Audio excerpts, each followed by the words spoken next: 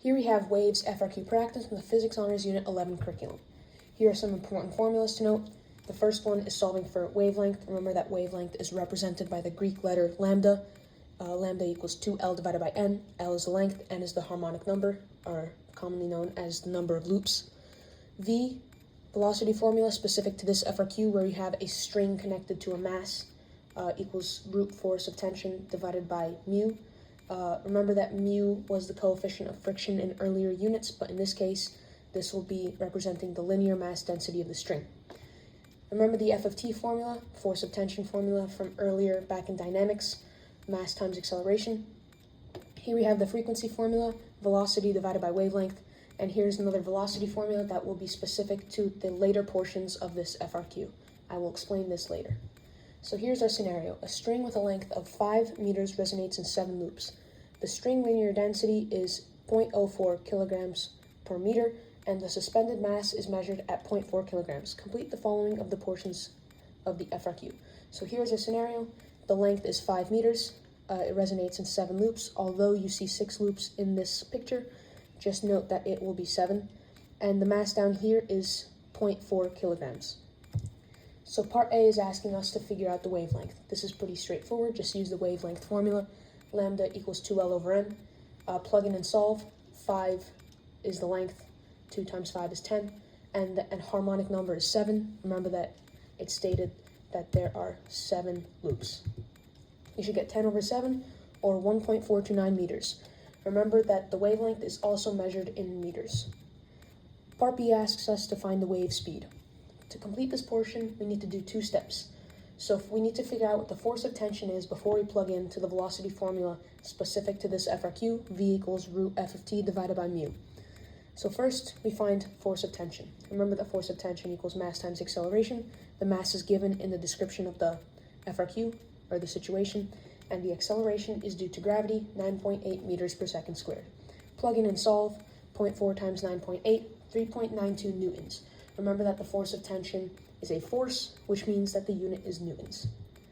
Now that we know what the force of tension is, we can plug back into the velocity formula. Remember that the string density is also given in the description of the FRQ. V equals root 3.92 divided by 0.04. You should get 9.899 meters per second. Part C, what is the frequency of the oscillations? Again, this is pretty straightforward. Just use the frequency formula, plug in and solve.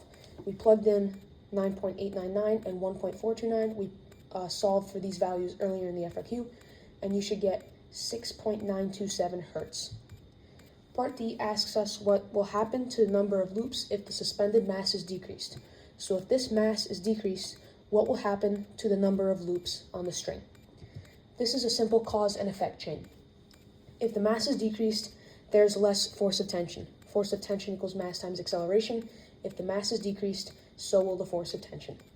This will also mean that there will be a less velocity. Velocity, again, is root force of tension divided by mu. If there is less force of tension, there will be a less value of velocity. If there is a less value of velocity, there will be less frequency. Going back to the frequency formula, V divided by lambda, we can conclude that there will be less frequency if there's less velocity. And finally, there will be more loops if there is less velocity. This formula, which I briefly explained in the beginning, velocity equals lambda times F, is the other velocity formula that will allow us to solve for lambda if we already have velocity.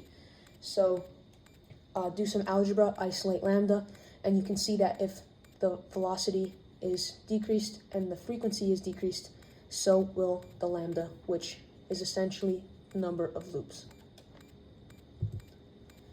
Part E, what is the fundamental frequency and what is the frequency of the loops? This is what my teacher, Mr. Flaherty, actually added as a bonus question to many of his practice FRQs during class, so I concluded that it won't hurt to add them to this video for the sake of your guys' understanding. So here's the explanation. To find the fundamental frequency, we use the following formula. Fundamental frequency is the frequency divided by the number of loops. This should be on the reference sheet, but I wrote it all out just to be certain so people understand what is going on. So the fundamental frequency is the frequency, which we solved for earlier, 6.927 hertz, divided by the harmonic number, which was 7 loops.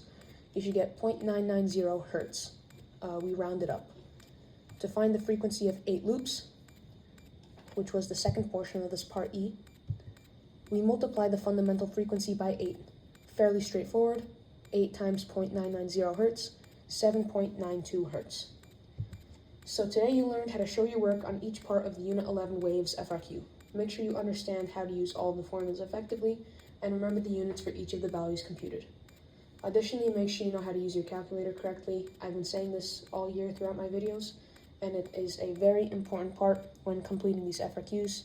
Worst case scenario, you input something to your calculator incorrectly and you get half credit. So use this information to completely and correctly complete the FRQ on the upcoming exam. Please, I encourage you to reach out to your teacher if you have any remaining questions. Thank you.